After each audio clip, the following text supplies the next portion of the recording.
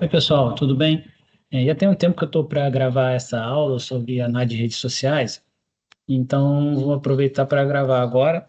Essa aula eu montei muito baseado numa disciplina que eu dei na graduação, chamada Análise de Redes como Metodologia de Pesquisa.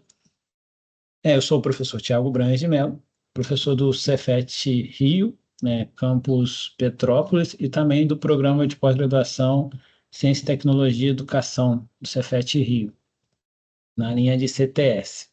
Eu vou dividir essa aula em duas partes, basicamente. A primeira parte um pouco mais teórica, onde eu vou fazer uma apresentação aqui do que é da motivação, da gênese, dos nossos objetivos de usar nas redes sociais, dar uma pincelada do que seria.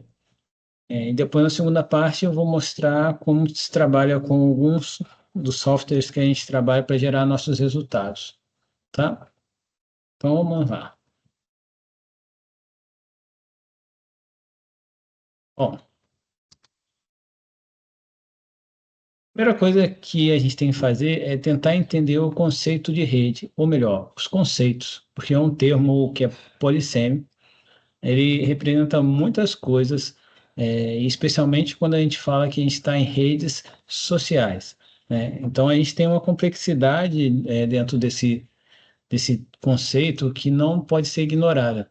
Apesar de todo mundo ter mais ou menos uma noção do que seria uma rede, ela em si, o conceito não é consensual. Alguns vão trabalhar com mais focado nos entes, outros nas relações, outros nos objetos, a posição desses entes,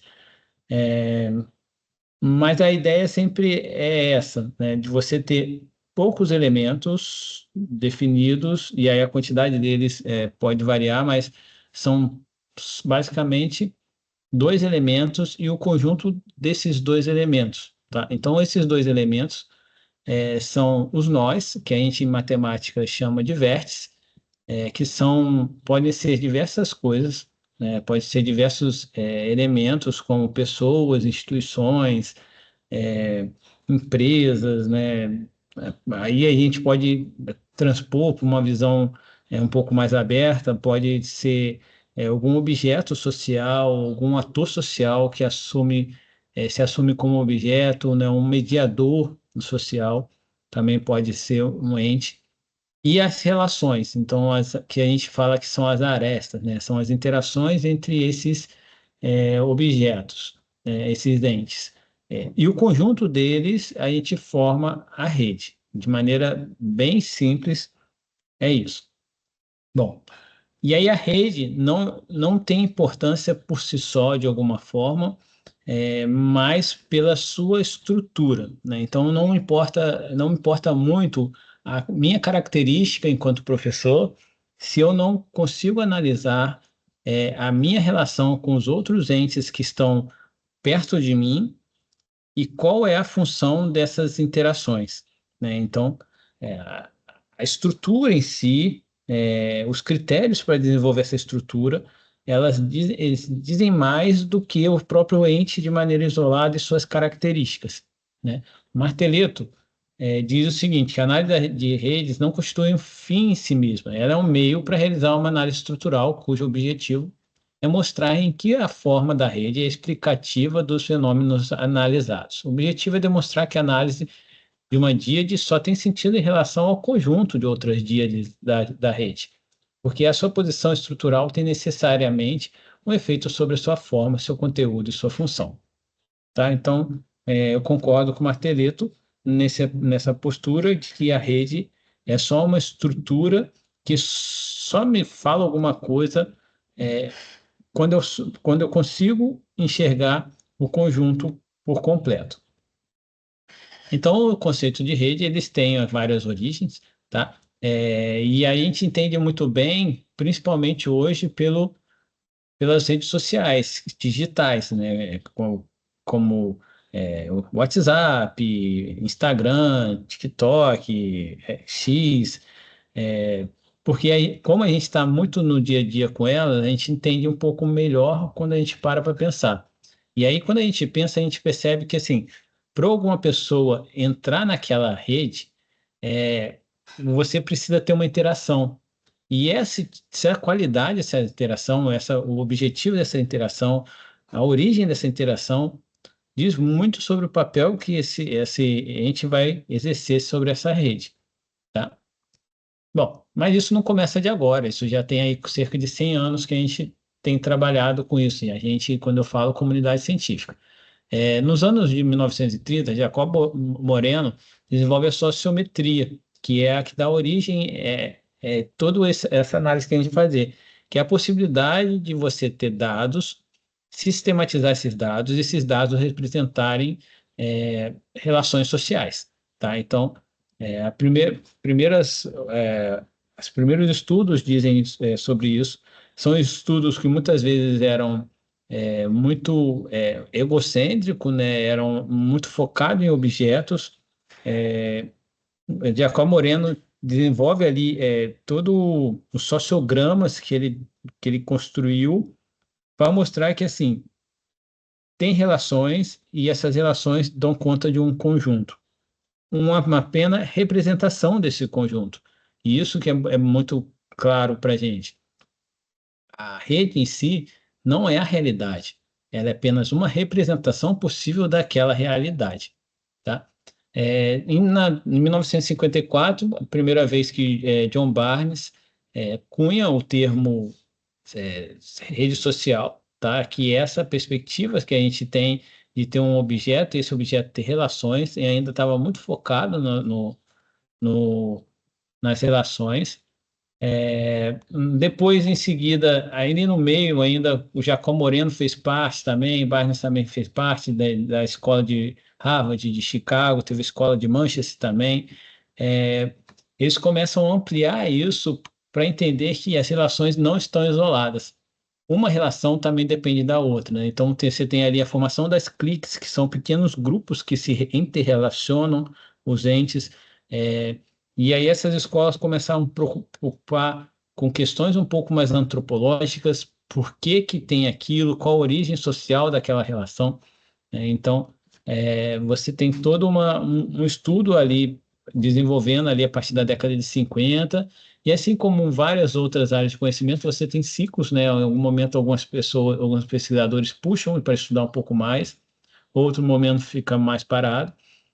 Até que você tem ali na década de 80 um boom da informática em pesquisa, né? Então, os computadores começaram a ser instrumentos para ajudar nas pesquisas científicas e a partir disso fica mais fácil você organizar os dados, né? E fazer e calcular determinadas métricas.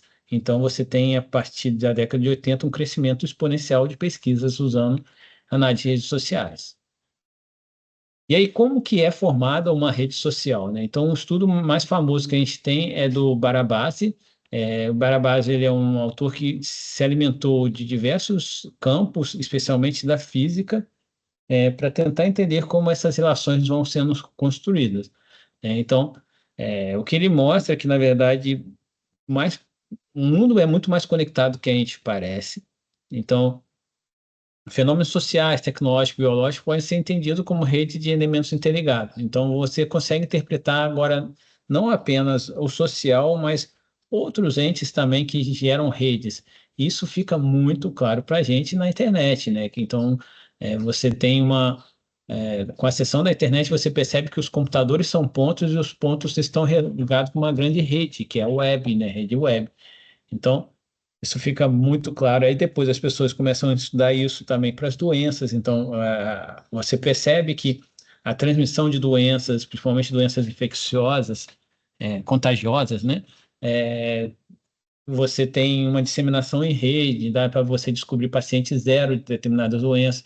As reações químicas também seguem um processo muito em rede, onde você tem determinadas moléculas que assumem a ligação entre outras moléculas, como é a molécula da água, as moléculas baseadas em carbono, né? Então você tem toda uma estrutura e mais do que isso, o Barabás consegue modelar como está essa formação. Então ele consegue estudar matematicamente quais são esses nós que são importantes e como eles se tornam importantes de maneira dinâmica. Bom, Algumas possibilidades que a gente tem de redes, né? Então, se me perguntar assim, como que a gente pode usar? A gente pode interpretar redes sociais históricas, geralmente elas são descritivas. É, então, você pode pegar um fenômeno e tentar traçar uma história cultural daquele fenômeno, entendendo quem são os atores que transmitem aquela cultura, né? Então você consegue fazer isso. Os documentos também podem dizer muito. Então, muitas pesquisas são baseadas em papel, né? Do tipo, olha, achei aqui uma coleção um estudo e eu quero entender as relações disso na história. Então, como que esse grupo foi formado, quem puxou quem para esse grupo. As redes dinâmicas, que é essa que o Barabás estudou, que vão desde rastreamento de reações químicas, como eu falei, e o surgimento dos authorities e hubs na internet, tá? Então, por exemplo, por que que o Google se torna o Google? Então, o Barabás estuda esses elementos e mostra que essas relações não são construídas do nada, né? Você tem que ter um quê de inovação para um hub puxar ainda mais as relações para eles, né? Você pode mapear interações, né, que sejam elas orais ou textuais, então você consegue, vou mostrar depois exemplos de pesquisa que fazem isso, você transforma um diálogo em rede também. E o que nosso grupo faz há um tempo, que são as pesquisas bibliográficas. Então, você usa da literatura, especialmente a científica, para definir as relações e descobrir como que os assuntos científicos, temas, as linhas, os campos e os subcampos, eles estão sendo relacionados no passado tempo. O importante, né, um foco que a gente tem, e alguns autores falam isso muito claro, que é, é característico você estudar quando uma rede é o fluxo da informação, né? Então, e é o fluxo de informação para a gente que é humano, isso se traduz muito bem no comunicar-se, né? Então, comunicar-se não se reduz a uma transmissão de informação, mas constitui um processo de criação de sentidos que tece uma rede. Cada ato liga o sujeito, saber e experiência, produzindo uma malha de significado que ultrapassa o indivíduo e se estende em coletivo. Então, vocês vão perceber que a relação entre indivíduo e coletivo é muito forte nas pesquisas que trabalham redes. Bom, trabalho de referência que a gente tem é o trabalho mais citado no Brasil. Se você jogar no Google Acadêmico Análise de Redes Sociais, vai achar esse trabalho logo como primeira ocorrência. É o trabalho da Regina Martelletto, que ela vai na região, né, do subúrbio da Leopoldina, perto, uma região central do Rio de Janeiro, e tenta mapear ali as relações entre organizações sociais, movimentos sociais e outros entes. E aí ela faz uma metodologia que basicamente é perguntar para cada um representante desse ente 3 nomes de que mantinha contato. Então é uma metodologia simples, é uma metodologia que traz muito bem o que é importante para a gente na rede, que é quem são esses entes centrais dentro do fluxo de informação. Então, ela trabalha ali, você tem os agentes comunitários, os agentes acadêmicos, as ONGs e outras entidades. Então, ela desenvolve isso já há mais de 20 anos. Bom, participei de uma banca de uma tese de doutorado do Luiz Gustavo Dionísio, professor do INES, do Instituto Nacional de Surdo, de Educação para Surdos, o título é Ambiente de Aprendizagem para Alunos Surdos, Análise das Redes de Conhecimento a partir de atividades colaborativas. Ele traçou a relação, né, a interação entre os alunos dele numa atividade que era experimental de PBL, né? E aí tinha que resolver um problema que era construir um medidor de volume sem ter muitos instrumentos. Então, o primeiro problema, ele divide, na primeira situação, ele dividiu os grupos tradicionalmente, como todo mundo divide grupos em sala de aula, né, que colocou uma estação de trabalho para cada um e analisou a interação. Essa interação ficou muito focada entre os grupos, como era de se esperar, e como é em quase todos os trabalhos escolares, independente se é de estudo ou não. E aí ele faz uma mexida simples na sala de aula, que é colocar as estações todas em forma de uma cruz. E de repente os grupos começam a se criar uma comunicação entre eles e ter alguns alunos que tiveram a capacidade de não ficar apenas dentro do seu grupo, mas comunicar com outros grupos. Então, uma pequena mudança criou uma sensação de que você tinha um experimento muito mais dinâmico. e aí ele usa a rede para mostrar esse dinamismo. Bom, aqui está a foto real, né, dos alunos. Percebam que na primeira foto deles separados de estação, eles estão entre os grupinhos, e na outra foto você tem uma interação que eles estão muito mais próximos um grupo do outro. Bom, outro aluno nosso, foi aluno também do Cefet, fez uma dissertação de mestrado, o Gabriel, né?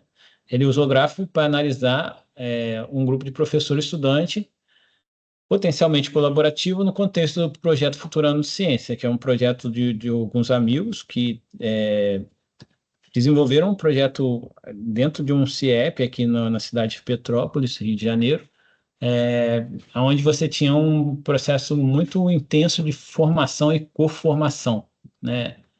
Dali dos professores, dos alunos e dos pesquisadores.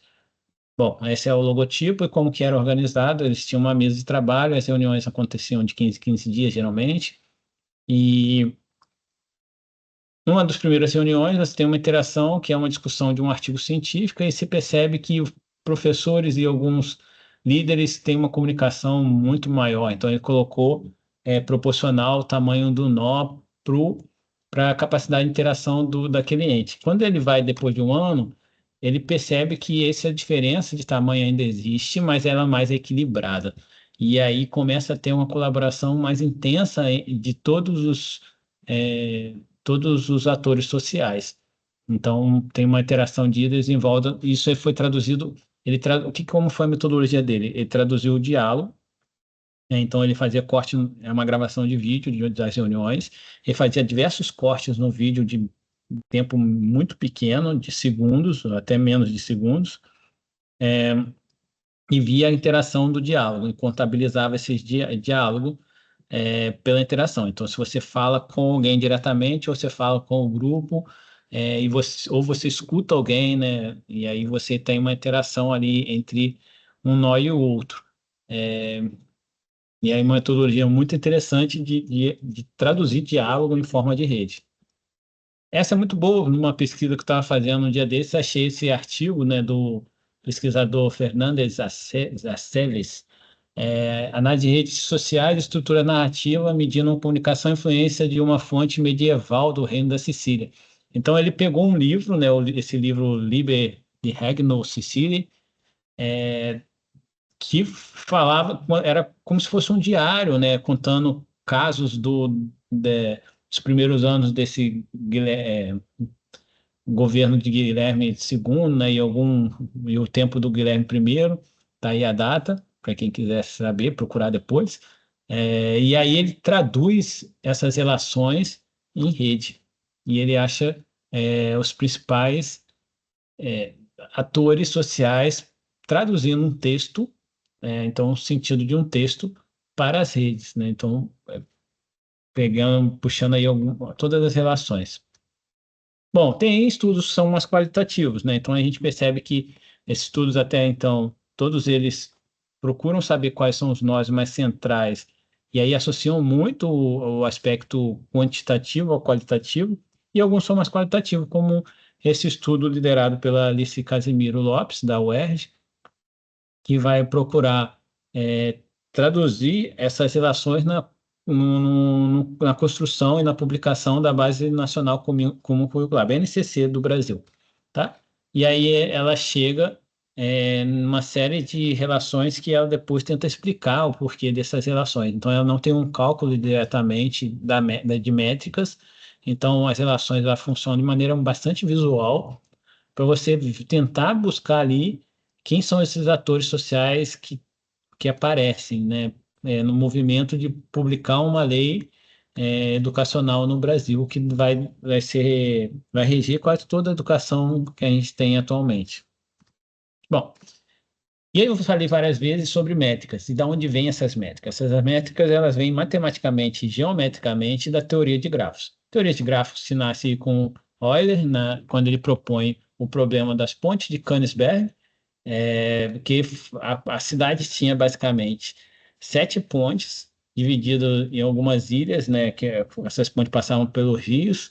Depois, quem quiser procurar a foto da cidade, dá para ver muito bem. São pequenos trechos, né, que eram navegáveis em algum momento, né, E aí tinha ponte para sair, e o desafio era, será que era possível partir de um lugar, passar uma vez em cada ponte e voltar para o mesmo lugar?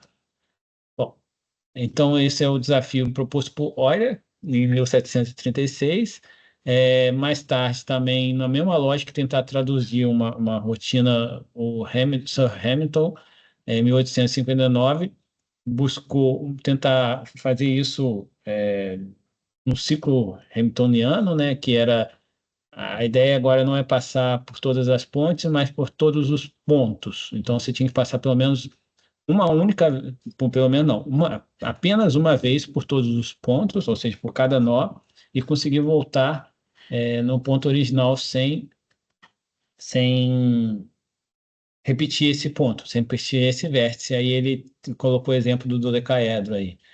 E um exemplo clássico que foi proposto também no século XIX ainda, que todo mundo tentava descobrir qual é o mínimo o máximo de menor valor para você pintar um mapa qualquer. Então, o mapa você tem sempre fronteiras e regiões, não importa quão confuso seja esse mapa, como por exemplo esse.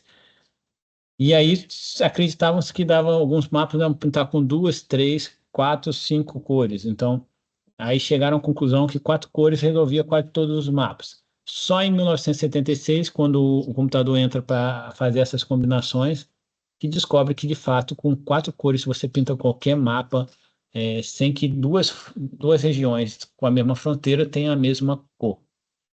E aí, a partir da Segunda Guerra Mundial, né, você tem o desenvolvimento da matemática discreta, e você acaba ampliando os grafos para os usos que a gente tem muito próprio, por exemplo, como a logística, né? Quem nunca pensou como entregador Mercado Livre segue um caminho muito certinho, maneira otimizada, né? Então, quem já acompanhou o mapa ali na entrega no Mercado Livre, o iFood, sabe? iFood nem tanto, porque ele sai e volta várias vezes, mas o Mercado Livre, Correios e todas as agências de logística, elas trabalham com grafos muito complexos e baseados em cálculos feitos por matemática discreta. Bom, alguns conceitos básicos. A gente tem o vértice, que são esses nós, são os pontinhos, as arestas, que são as ligações, o grau do vértice, que é basicamente quantas ligações o vértice tem, né? Então, quantas arestas saem de cada do vértice, e o grau do grafo, que é a contagem de todos os graus de todos os vértices, né? Então, aí a primeira predefinição que a gente tem, que é o primeiro resultado matemático, né? Eu vou passar rápido por isso, porque não vem ao caso, que é a soma dos graus do vértice de um grafo é sempre o dobro do número de arestas. Afinal de contas, você contabiliza duas vezes. O que saiu de A para B, o que saiu de B para A. E todo grafo G possui um número par de vértices de grau ímpar. Tá? Então, isso resolve o problema da ponte de Königsberg, e outros caminhos também que a gente tenta demonstrar. Bom, o isomorfismo é muito importante, porque vira e mexe alguém pergunta assim, poxa, mas eu posso mexer no desenho do grafo e eu não vou manipular o resultado? Não, não vai manipular o resultado se você só arrastar a aresta ou só arrastar, fazer uma aresta mais curva ou uma aresta mais reta, ou se você arrastar um nó, um vértice para um lado ou para o outro. Por quê? Existe uma propriedade matemática, o isomorfismo, que diz que se você tiver a mesmo conjunto de vértices de arestas. Então, você ali, por exemplo, tem um grafo que tem quatro vértices, e cada vértice desse são dois com dois e dois com três. Não importa o desenho que eles vão fazer e a relação que eles vão fazer, as propriedades deles vão ser exatamente as mesmas, né? Então, a gente não está manipulando um grafo. A gente pode fazer isso à vontade. E aí tem outros conceitos que a gente vira e mexe fala, né? Que é o caminho, que é quando você percorre esse conjunto de nós até chegar em sendo um nó de destino, o outro origem, um destino, e aí você tem que passar pelos vértices ali nesse caminho, né? Então, por exemplo, posso de A para C ali naquele grafo, eu posso de A, B, D, C, ou posso A, D, C, então esses são caminhos diferentes. Ciclo é quando você faz um caminho e a origem e o destino é o mesmo nó. Caminho euleriano é quando você consegue percorrer as arestas e voltar no mesmo lugar. E a árvore é um tipo de grafo que a gente usa muito também, que, por exemplo, demonstra relações de citações, né? Eu não posso ser citado por Paulo Freire, porque ele veio muito antes de mim. É, então, a relação é sempre eu citando Paulo Freire, né? Então, você tem sempre o mais novo citando os trabalhos mais antigos, porque não tem como adivinhar o que vai ser publicado, né? Bom, como o computador lê isso, ele transforma isso numa matriz. Então, aí está um exemplo de uma matriz que é adjunta ao grafo, né? Então, você tem a seta saindo do A para o B e saindo do A para o C. Então, na primeira linha, a linha é da onde sai e a coluna é onde chega. Então, tem a primeira para a segunda, que é A para o B, a primeira para a terceira, que é A para C. Tá? É assim que o computador lê um grafo. Alguns problemas são possíveis. Então, percebam que, assim, esse é um problema clássico de definir menor caminho, que não é o nosso interesse, tá? Mas como eu estou falando de grafo, e como eu vou ter métricas que a gente usa menor caminho, então é importante a gente falar que isso é um problema clássico, tá? Que não vem ao caso resolver. Mas quem quiser resolver, é da casa do João para pracinha, pracinha para quitanda, quitanda para banco de jornal, que vai para a escola. E o que que o nosso grupo faz? Nosso grupo faz pesquisa bibliográfica usando análise de redes sociais. Bom, o que que é uma pesquisa bibliográfica? É desenvolvida com base em material já elaborado, constitui-se principalmente de livros, artigos científicos, aí a citação clássica de Gil, tá? E aí, como que a gente vai fazer essa análise? A gente faz uma análise descritiva, muitas vezes, apesar de ser uma pesquisa mista, então a gente tem o nosso foco é a descrição depois, posterior, porque a gente não quer saber só o resultado, a gente quer contar uma história por trás disso. Isso é muito importante a gente saber. Não é só falar assim, o primeiro, esse nó ficou em primeiro porque deu tanto, esse nó ficou em segundo porque deu tanto. Não, assim, qual a história? Por que que esse nó apareceu? Quando ele surgiu como importante? Né? Então a gente descreve esse resultado de maneira mas também principalmente qualitativa. Então, por isso a nossa pesquisa é mista, porque ela usa as duas abordagens. As redes sociais consistem em estruturas que representam pessoas, organizações e relações em si, que é o nome da metodologia que a gente usa, análise de redes sociais. Como que a gente faz a pesquisa? Bom, primeiro a gente escolhe um tema, faz um levantamento bibliográfico. Então a gente escolhe e aí a gente define se esse tema é relevante, se a gente tem uma lacuna de pesquisa, é, enfim, é como qualquer outra pesquisa que a gente vai fazer de estado de conhecimento, tá? Defina um problema. Então, às vezes, a gente vai falar, por exemplo, como o nosso grupo gosta de fazer, a gente tem um banco de dados com todos os artigos, teses, dissertações de educação CTS no Brasil.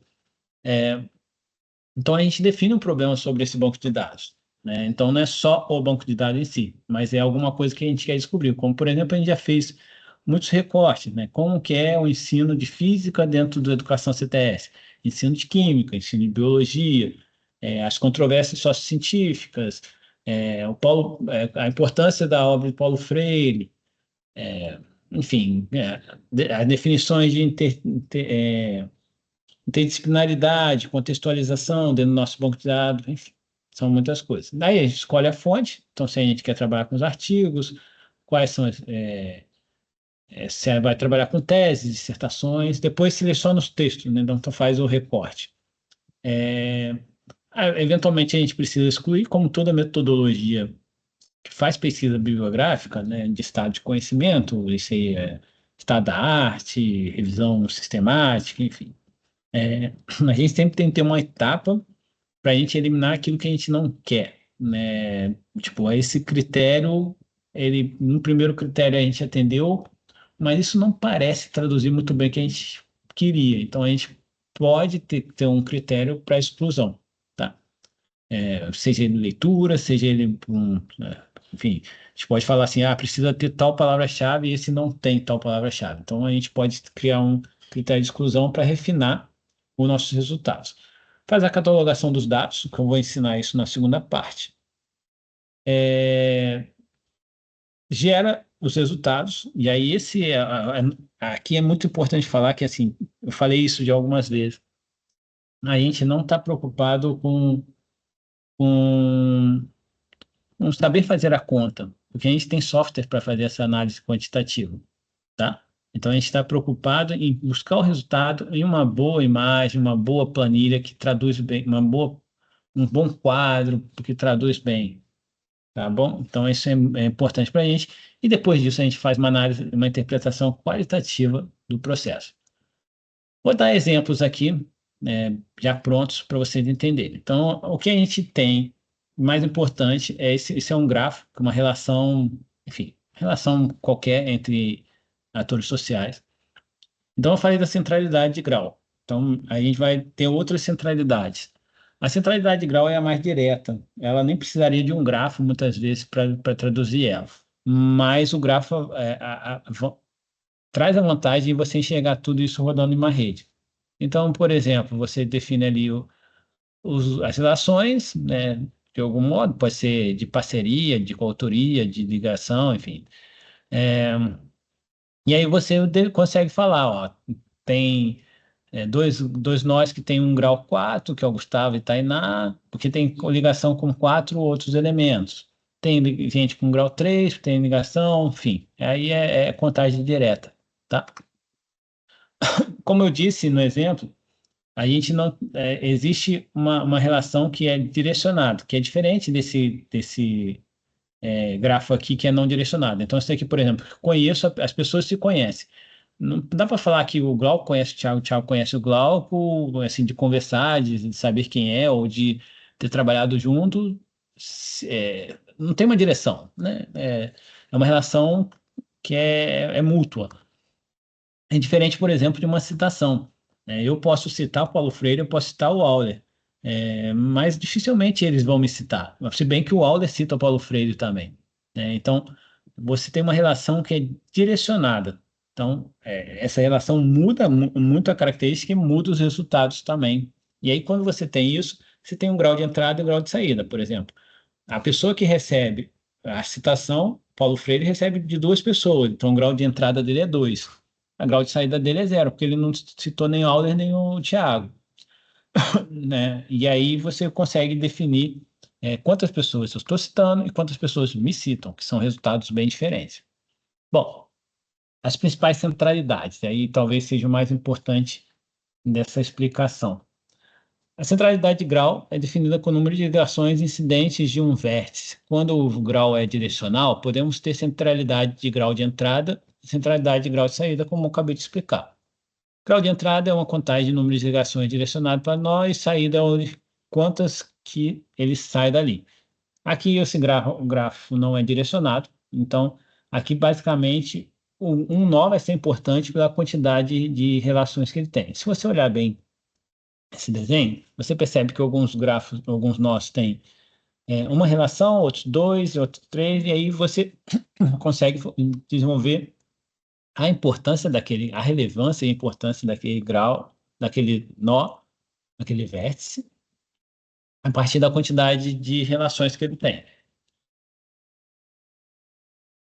E aí você tem como colorir, usando os softwares que a gente usa, a partir dessa relação. Então fica muito visível, né? Então eu posso colocar uma tabela com esse resultado? Posso. Mas se eu consigo desenhar e mostrar assim, ó, o grau D, ele é o que mais tem relação, a coisa fica muito visível. Então, às vezes, você tem uma posição ali dele de destaque porque ele conhece mais gente. A intermediação já funciona de outra forma. Então, se eu perguntar para você quais são os graus importantes aqui, você vai assim, ó, o D é muito importante ter relação. Mas eu estou percebendo uns nós aqui no meio do caminho que parece que eles fazem cumprem algum papel dentro da rede. Como, por exemplo, o vértice J. Porque se eu tirar o vértice J, o que, que acontece com essa rede? Ela fica toda desfragmentada.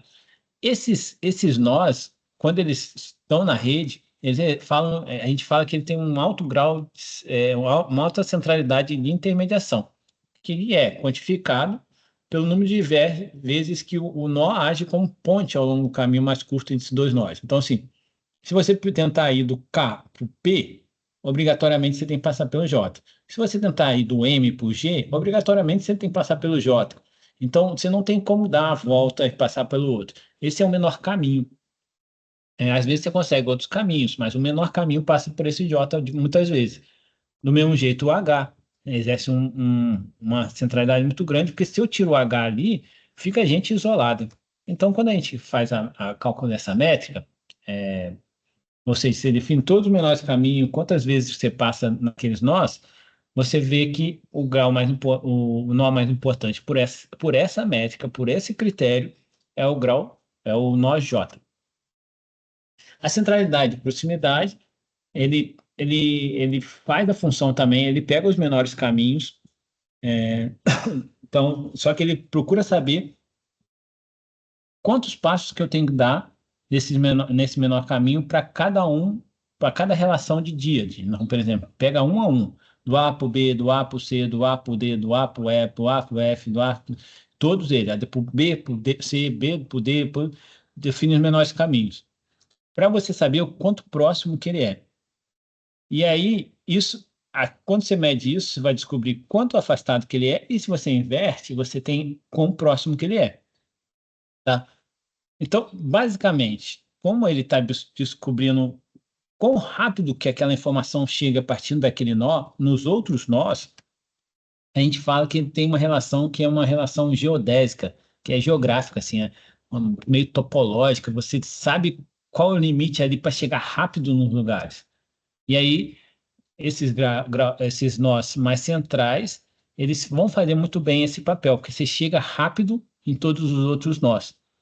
A gente usa isso daí, por exemplo, quando a gente quer analisar caminhos de parcerias institucionais, do tipo, poxa, eu queria entrar em contato com uma instituição, com um colega do grupo de pesquisa lá do norte, mas eu não tenho contato dele. Ao invés de eu mandar uma mensagem para um colega, vai mandar para outro colega, vai mandar para colega, o que que eu faço? Eu aciono um camarada que já tem contato comigo e contato com ele. Então ele chega rápido nos dois, tá? Então ele faz essa função.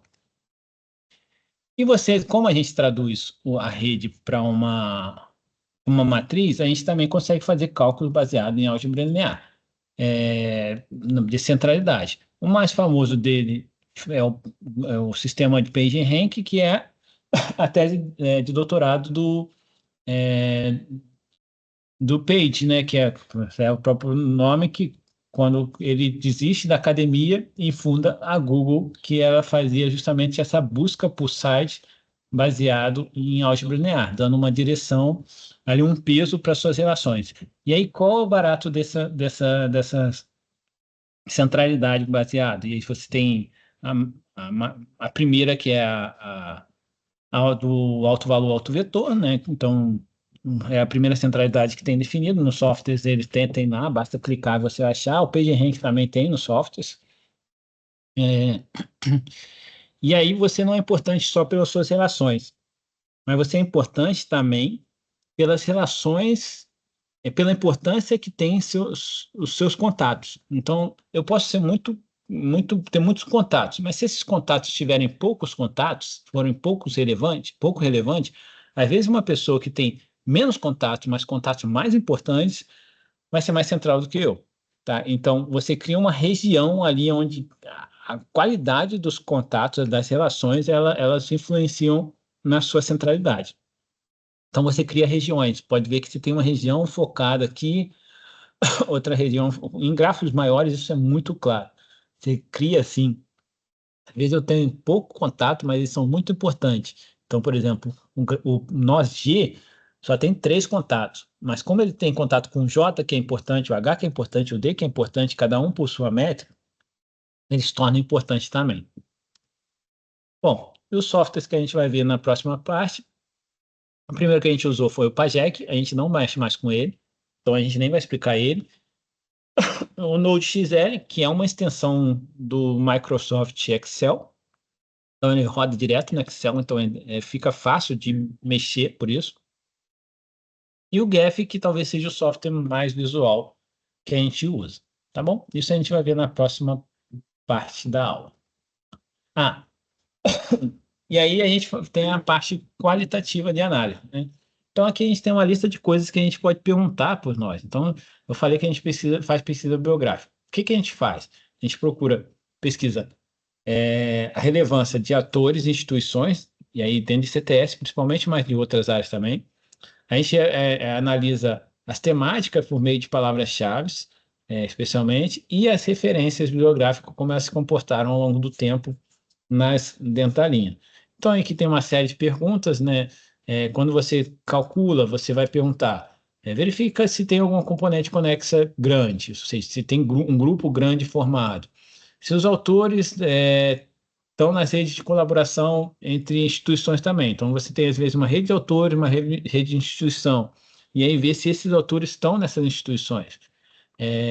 Aí vem uma interpretação mais qualitativa. Possui capital científico, programa de pós-graduação, cargos acadêmicos, administrativos, sociedade científica.